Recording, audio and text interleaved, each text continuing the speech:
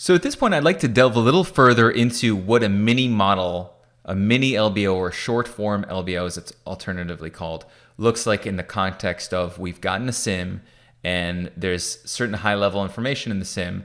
What do we do to figure out whether to move forward towards that indication of interest? The big modeling is done in the context of getting to a letter of intent, as we're going to get to later on in the course.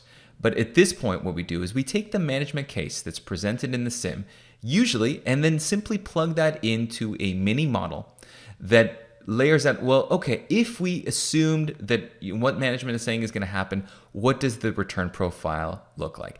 And that work, again, is pretty quick. It's a simple LBO model, certainly not as complicated, nor near as complicated as our full LBO modeling course, where you're building a full integrated 3-statement LBO model with pro formas and things like that. That comes in the later stages when you're working towards a letter of intent.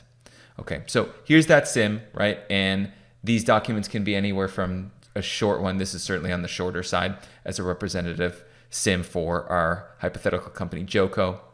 They can get up to 90 pages and have more detail. But in terms of the financial level of data, this is what you should expect to see in a SIM, right? You're going to see an income statement all the way down to net income and EBITDA. You're going to see some balance sheet data. And that's it. I mean, really, it might be a little more detailed. You might have more detailed segment data. We see here revenue and expense buildup. But what we want to do is just plug in these basic details and figure out what the return profile is. So I'm going to switch over to the mini model.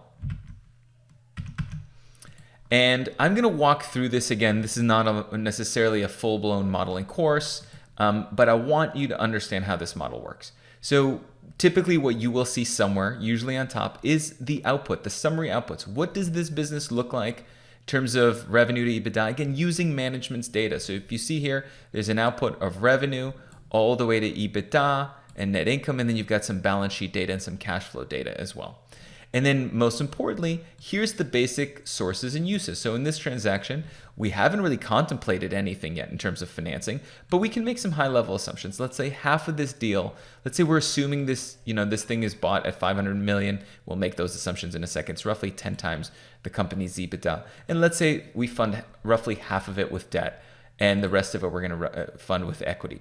And most of that is going to go to pay off the business. And of course, there are going to be some transaction and financing fees, right? And so what are the returns to us, the equity owners, based on what we can exit the business at?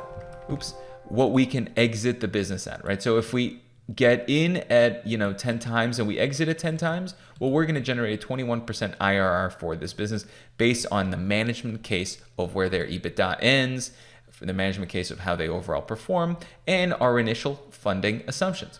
So now in order to get here, let's go through some of these assumptions that have been laid out in the model, right? These are all formulas. So where does, and they're all fairly straightforward, but let's go through the guts of the mini model. This is a model that would take you probably about an hour to complete, just putting in the data. So again, not a very complicated model.